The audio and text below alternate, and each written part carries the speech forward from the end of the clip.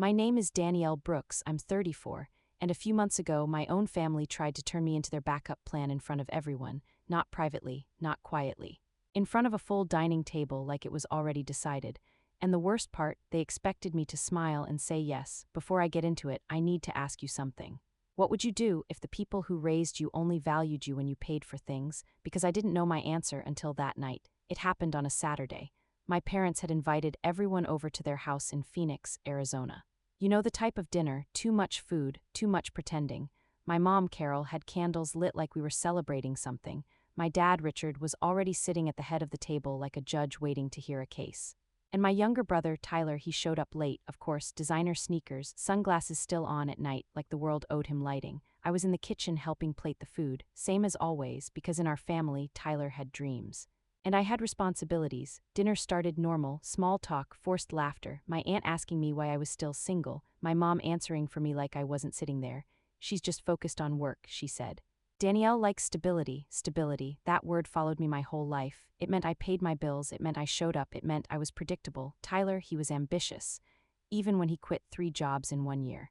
Halfway through dinner, my dad put his fork down. That sound, you know when metal hits a plate just a little too hard? Yeah, that sound, and everything went quiet. Danielle, he said, we need to talk about something important. My stomach dropped because in my family, important never meant good. He slid a folder across the table, right in front of me, like I was signing a contract, not eating dinner. I didn't even open it yet, I just looked at him. What is this? My mom smiled too quickly. It's an opportunity, she said, that word again. Opportunity always meant risk, just not for them. I opened the folder, business plans. Charts, big bold numbers, and then I saw it. $220,000 in one line circled in red. Cosigner required. My chest tightened. I looked up slowly. You want me to sign this? Tyler leaned back in his chair like this was already done. It's just paperwork, he said. Don't make it a big deal. Just paperwork, like my name wasn't attached to that number. Here's the part you need to understand. This didn't come out of nowhere. This was years in the making. Growing up, Tyler got chances. I got expectations. When I got straight A's, it was good, keep it up. When he passed a class, it was a celebration. When I got my first job, I started helping with bills. When he got his first job, he bought a gaming console. Guess who paid the electricity that month? Yeah, by the time I turned 28, I was already helping my parents with their mortgage. Paying my own rent and quietly covering Tyler whenever he fell short. Car repairs, phone bills, random emergencies that somehow always became mine. I told myself it was temporary, that family helps family. But temporary turned into routine, and routine turned into expectation. Back at the table, I closed the folder. I'm not signing this. Silence, real silence this time, the kind that makes your ears ring. My mom blinked like she didn't hear me right. What do you mean? I mean no, I said. Tyler laughed, actually laughed. Wow, he said, you really don't believe in me. There it was, the guilt, wrapped in disappointment. I believe in responsibility, I said, and this, I tapped the folder, this isn't that. My dad's voice got sharper. You can afford it. That sentence had been used on me my entire adult life. I took a breath. I can afford my life, I said. I'm not risking it for this. Tyler leaned forward. You're selfish. Selfish for not funding his idea. Before I continue, seriously think about this. When does helping family turn into sacrificing yourself? Because I didn't see the line until I crossed it. My mom's voice changed, soft but cold underneath. If you don't support your brother, don't expect us to support you. I almost laughed. Support? I'd been supporting all of them. I'm done being the safety net, I said quietly, and that's when everything exploded. But what happened next, that's where everything changed for me, and for them. The moment I said, I'm done being the safety net, something in the room shifted. Not loud, not dramatic, just cold, like everyone silently agreed I had just broken an unspoken rule. My dad pushed his chair back slightly.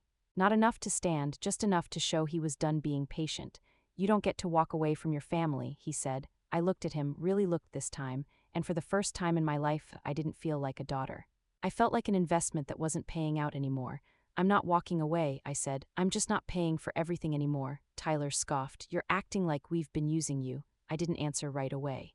Because the truth, I had spent years trying not to see it that way. My mom stepped in quickly like she always did when things got too real. Danielle, sweetheart, this is different, she said. This is his future. I nodded slowly. And what about mine? That question just hung there. No one answered. Tyler rolled his eyes. You already made it, he said. You've got your career, your savings, your boring little life. Boring. Funny how stability becomes boring when someone else doesn't have it. I worked for that life, I said. So work for yours. That's when he snapped. Oh please, he said.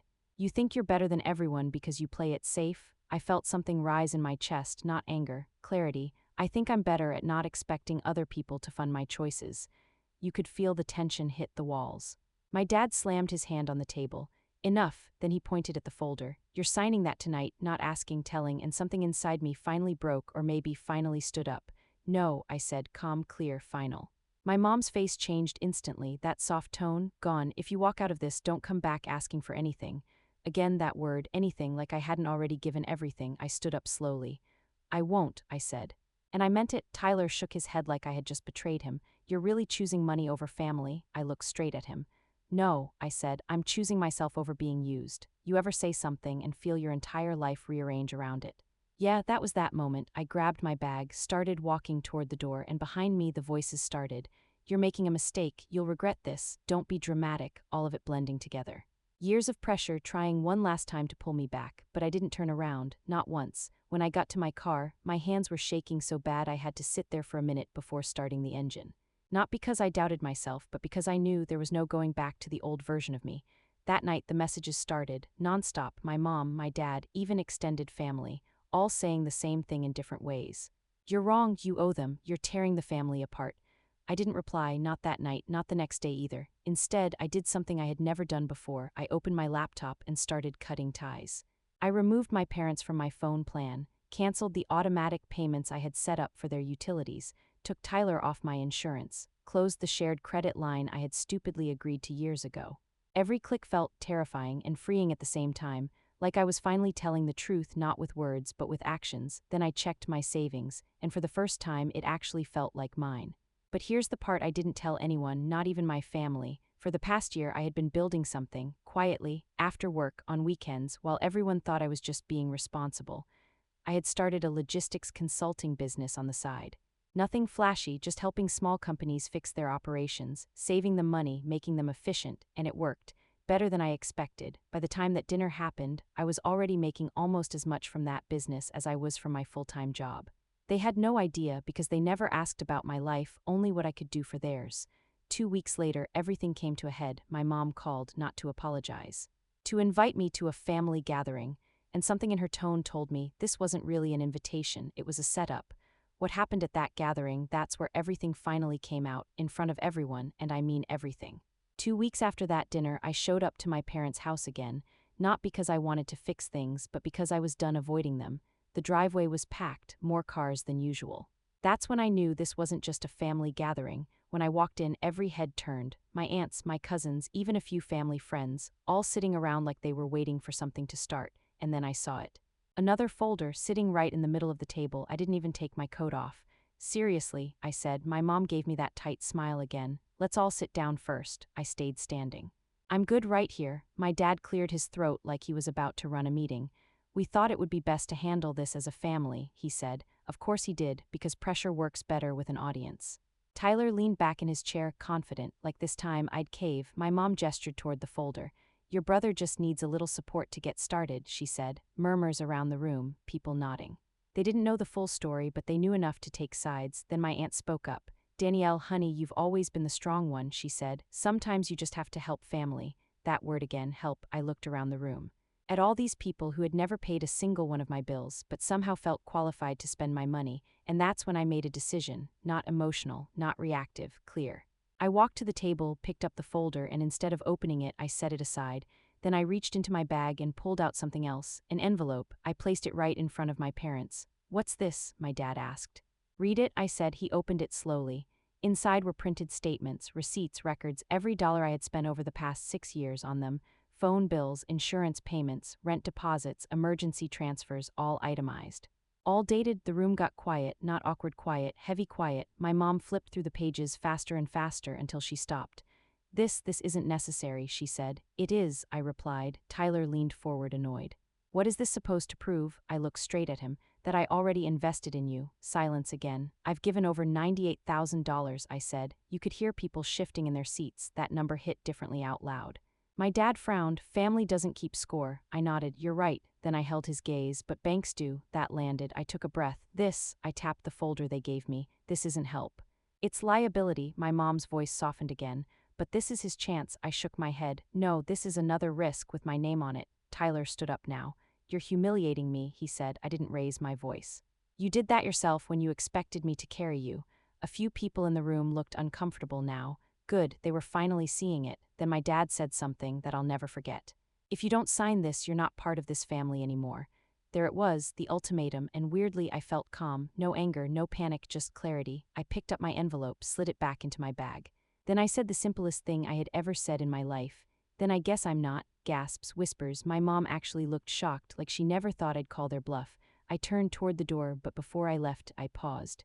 There's something else you should know, I said. They all looked at me, waiting. I don't work where you think I do anymore. Confusion. I left my job last month, I continued. I run my own consulting business now. Tyler frowned.